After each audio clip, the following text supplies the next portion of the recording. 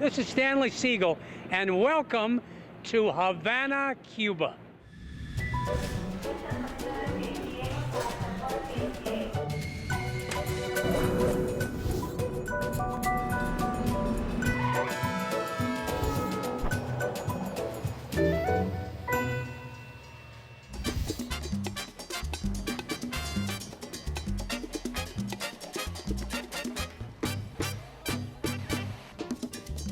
Is Cuba on the verge of change? Who knows? We'll leave that for another time. This show is about the people of Cuba, from the urban streets of Havana to the tobacco-growing countryside. This is Stanley Siegel. I'm a senior citizen. What am I doing? On this show, we go behind the scenes to the National School of Ballet and talk to the superstars of tomorrow. I love ballet because it completes my life. We then stop at La Gorrita, one of Havana's most popular restaurants. Put some love on that grouper, will you? This is going to be incredible. We meet photographer Roberto Salas, who chronicled Fidel's rise to power through his camera lens. This image has something completely different than the rest. There's a mystery, there's something going on in the background. And we cool off in one of Havana's hottest beaches. They say the Cubans aren't friendly. That's not true. Cuba is wonderful. Cuba's very, very friendly, I have to admit.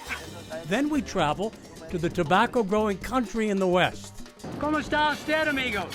We're in tobacco sheds as the leaves dry and watch a farmer roll a Cuban cigar. We put all the filler first, and then the middle wrapper, and then the final wrapper to have a good draw.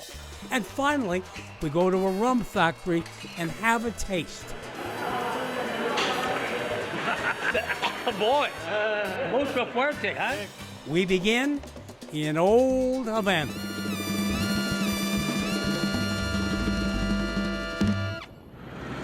This is Stanley Siegel in old Havana. There's no doubt about it, Havana was the crown jewel in the Spanish crown for hundreds of years. This was it, Cuba.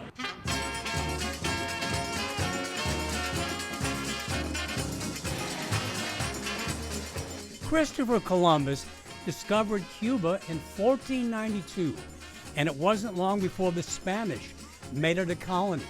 The island was reduced to the state of a supply depot when plundered gold from South America was shipped to Spain.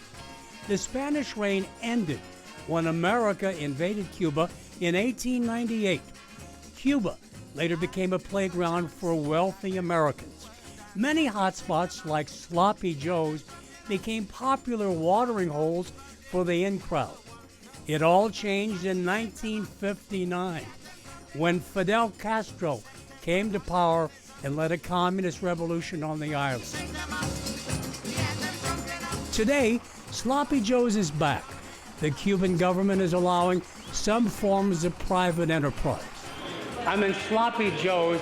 It's been closed for 50 years. It's open now here in Havana. Bodhi, ¿cómo está usted? Bien. Yo quiero un Sloppy Joe's, okay? All right, thank you so much. And it was made famous here. Ernest Hemingway used to have these. Wonderful Bodhi. It's ground hamburger, lettuce, lots of condiments, potato chips.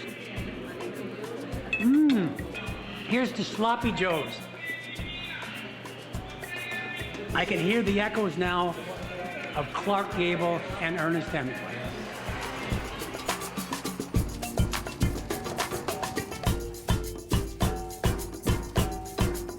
This is Stanley Siegel. I'm at the National School of Ballet here in Havana. Damien, what are we seeing? We are going to see a grand défilé of the National Ballet School of Cuba, which is the opening of any performance in the school. Excellent. We have 80 dancers. How old are these kids? These kids are 15-year-old children, and girls and boys, 15-year-old, 16-year-old, 17-year-old. They study here for 3 years, the medium professional level, and they graduate here, and they later join the different companies in the country. Now, Ramona is very important in dance here in Cuba as well, right? Yeah, Ramona How so? es muy importante. Why is she aquí. important? ¿Por qué es importante usted aquí? Yo en el soy país? importante por I'm la important tradición. Because soy of the fundadora country's de esta tradition. escuela. I'm the founder of this school in 1962. All right, now what are we seeing right here, Damien? All this is the teamwork in the school, Que son Terrific. diferentes años. They are from Primero, different years, First, second, and third year in the medium professional level. The school is characterized by the training of male dancers. So all these sorts of male dancers do not exist in any part of the world. Bravo! Bravo! Fantastico! What is it you like about ballet? Why do you like it? I dance because I love ballet because it completes my life. And I cannot not dance without ballet. You just love it, huh? I love it. I can't stop dancing. No kidding. No. Listen, thank you so much. Muchas gracias. Muchas gracias. Ramona, Thank you. you're like a hen mother. She's very proud of her dancers. And Damien, you gave a wonderful translation. Thank you so much, and thank you for dancing for us. You were wonderful. Coming up next, we go to one of Cuba's hottest beaches, where you can see they're having a good time, that's for sure, and one of Havana's most popular restaurants. All right, there's the tuna, there's the grouper. There's a lot of excitement here. This is Stanley Siegel on Santa Maria Beach in Cuba.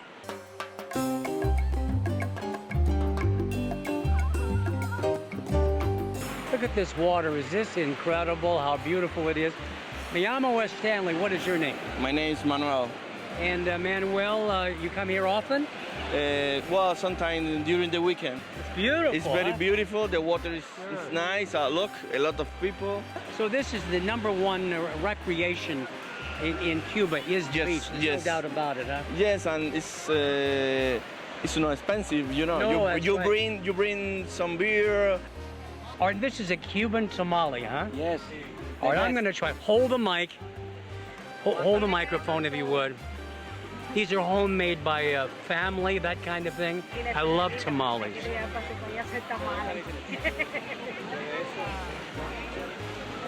Very sweet. Boy. Gracias, senor. Sal and sugar. Lots of sugar in there, huh? And pork. And pork, huh? Pork. Sí, puerco. Sí. Sí. Very good. Very good. They say the Cubans aren't friendly. That's not true. Cuba is wonderful. Cuba's very, very friendly, I have to admit.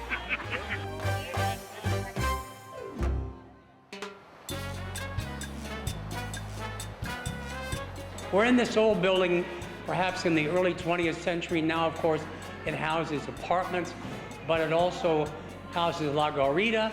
Let's make the climb upstairs now. And they tell me this is one of the best restaurants in the city.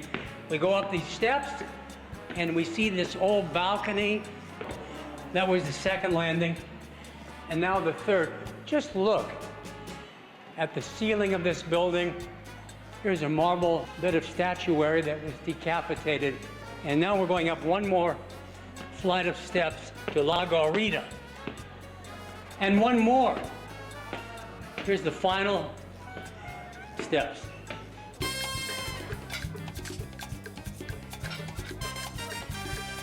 We're in the tiny but powerful kitchen here at La Guarida. Here's Manuel. Look at all these dishes. And what is this? Giselle, what do you call that dish? Oh, that's seafood boiled caldereta. It has different kind of seafood like lobster, shrimp, octopus, and all of that is cooked in this curry sauce. So it's kind of like a paella, huh? But without the rice. With no rice. No rice. What is the secret to Cuban cuisine? El amor. Love. He says love. Lots of love. Put some love on that grouper, will you? How many nights a week are you open? All night. Every night. Every 7 night. nights a week. Now, to come to this place, you gotta be strong to climb these steps, right? Yeah. As a matter of fact, we start like being a small private, family business, See. and then we've been growing up little by little, and now we have 3 rooms. But at the beginning, we only have 1. Here it is, the grouper from Manuel. Manuel, it looks fantastic. It really does. Why don't you sit down, Manuel? Muchas gracias. Giselle, you hold the mic. Sure. And I'm gonna try this. This is Manuel's creation. Here we go. Wonderful, Manuel. So delicious. And here are some Cuban vegetables. That's a bell pepper? Yeah. Bell pepper. All these fantastic vegetables. Manuel, what can I say but muchas gracias. You're just a wonderful chef. Thank you very, very much, amigo. And thank you so much, Giselle. You're welcome. Did you enjoy it? Very much.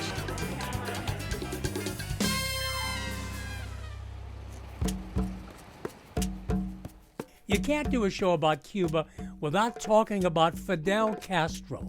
Roberto Salas was one of several photographers who chronicled Castro's rise to power. I met him in his home in Havana. Now here's one of the very famous pictures you took. Where is this? At the presidential palace. It was taken. This is the first time I ever saw Che. I like this one in particular. There's a spirit of mystery. Yes. There's something going on in the background. It's different. I was reading your book, and you said that Fidel liked the camera, but Che was kind of mixed feelings. He didn't like the camera necessarily. No, he didn't. He didn't like to have his picture taken. Why? He himself was a photographer. My theory is that because he was a photographer, I don't know any photographer who likes to have their picture taken. That's true. Now here is Fidel with his shirt off. So you were here in the Sierra Madre? Yeah, this is in the Sierra Maestra, but this was taken in 1965. This was after the war. Right. Do you like Fidel? Do you think he's been there too long? Do you see him as a great man or a mixture of everything? Fidel, because of the guy that I knew, dynamic, the struggler, the speaker, the stuff like that, what he deserved was a guy who would lead the world, And at the moment of triumph. At one of those peak times, that was the way you would remember him. Of course. Because one always remembers the last images. Thank you so much, Roberto.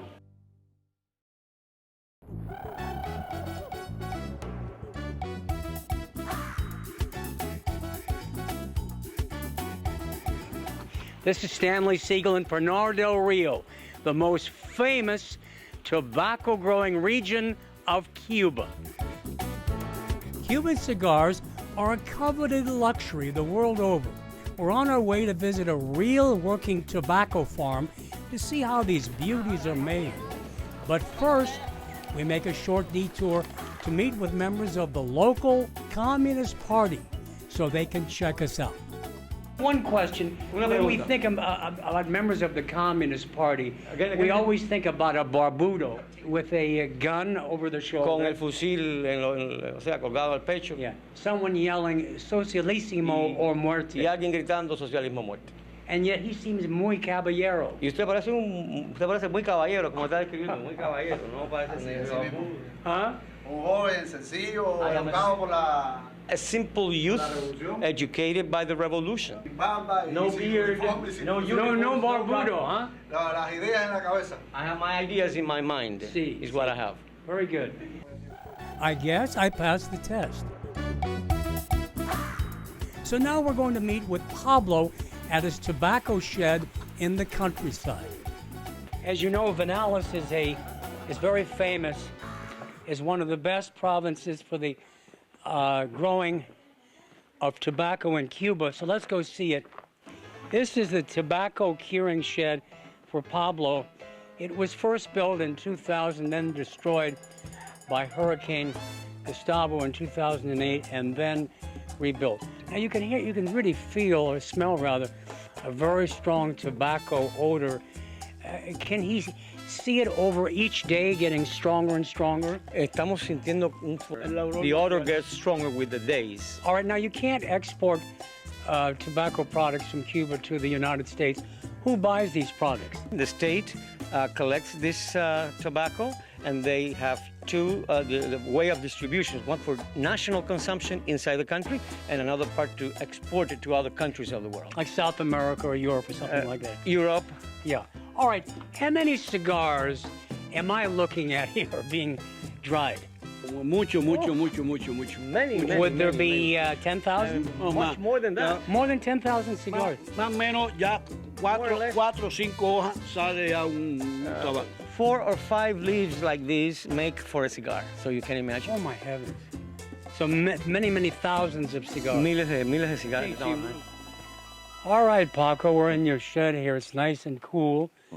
I say frío aquí. Oh, here's Eddie. ¿Cómo está usted, Eddie? Siéntese. Me llamo Stanley, and we're going to see you roll a cigar. How do we start? We're going to make one first. We're going to select the leaves. So that's the wrapper. La tripa. Then we put the filler Con las 3 calidades. with 3 different quality leaves. All right, so it's just a few leaves, and then Eddie will roll this. Now, I understand that the very best can do 150 cigars a day. We can make 150, 200, depending on the time we need on the press. All right, so now we have the leaves. Lo coloca aquí en la Eddie prensa. has I put rolled on the it, press.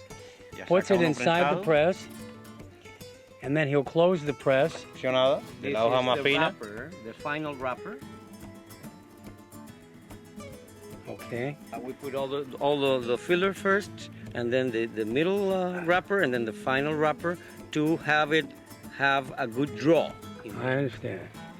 So that's it, finito, huh? Finito. Can I try it? Okay, so now we cut it. As we know, some of the great men in history smoked cigars. Winston Churchill, of course. Now I got it, huh? Right. Eddie, it's a smooth smoke. Sabe muy bien. Gracias, Eddie. Gracias. Thank you. Coming up next, we go to a spooky cave. Billy Barty would do well in a place like this. And then to a rum factory for a taste. Right. See? Boy.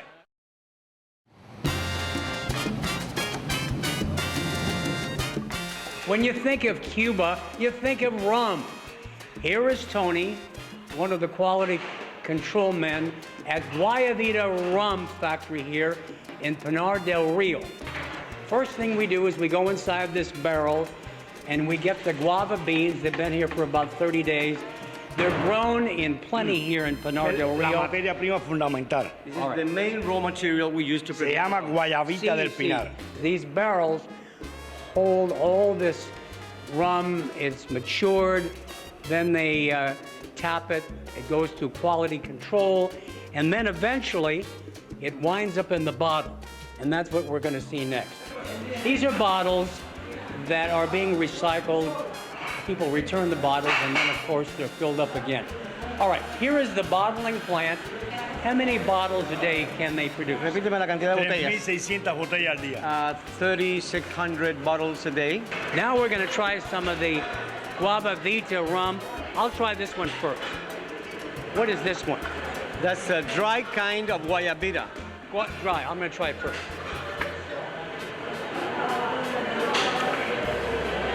Bueno. Dry. Sí. Boy. Mucho fuerte, huh? 40% alcohol. Boy, wouldn't that go good with Coke? Yeah. Rum and Coke? No pega con Coke. The first one was strong and dry. Let's see what this one is like. Yeah, it's much sweeter. I like this one better. Tony, boy. I'm sorry. Tony, muchas gracias. No, no hay de qué. Usted es muy caballero. We've been here at the Guayabita Rum Factory here in Pinar del Rio. We thank you so much for your hospitality.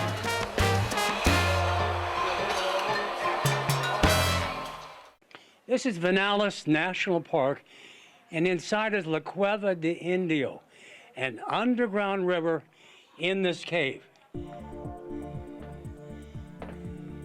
This is all natural, Louis? It is. Nothing has been It's been restored in some areas. restored, but it's basically... It's natural. When did it open up? 1952. I see. It's much cooler here, which we like, and it's easier to breathe. There isn't as much humidity. Whoop, you got to be careful here now. Very careful. Yeah, Very careful. very careful. Low bridge. Very slow. Very slow. Boy, Very slow. yeah. It's good I'm not heavy, huh? Uh-huh. If you're a gordo, you're in big trouble. Big trouble. Yeah, This is a good experience. a good experience, all right. We're coming to an open space. Don't stand up. By the way, this is limestone, and limestone is not flexible. So Billy Barty would do well in a place like this. You got to be low to the ground. Okay, here we go. We're coming down the final steps to the boat, and then we're going to get on the boat and continue underground in this canal. ¿Cómo está usted, amigo? Cuidado, piso mojado, right? Huh? Okay. All right, thank you so much. Welcome. Very good. I'll sit right here, Steve. Well, it was a little longer than I thought, but it's nice and cool here. We're in a Vanales National Park here in a western portion of Cuba, and we're in this cave, and I have no idea what we should expect.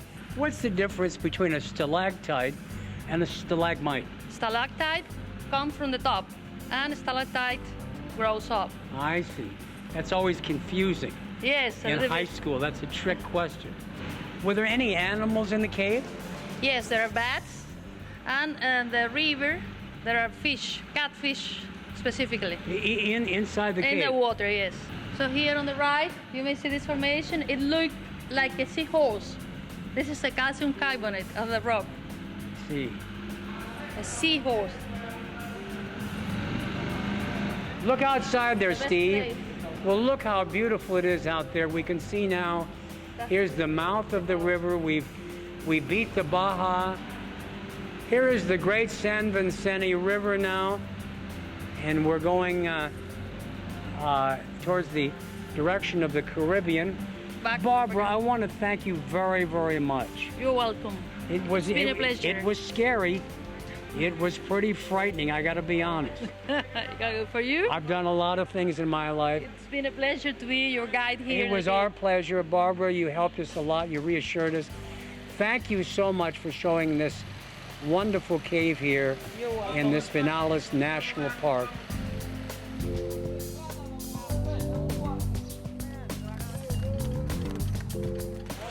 Here in Pinar del Rio, we stayed in this wonderful home owned by Nojares, her husband, Ricardo, the two wonderful kids, our wonderful guide, Louis, Belkis, our journalist, Julio, Roberto. Oh, before we go, we have a gift, a bottle of rum for you, and also for you, Ricardo. This is Stanley Siegel in Pinar del Rio saying adios from Cuba.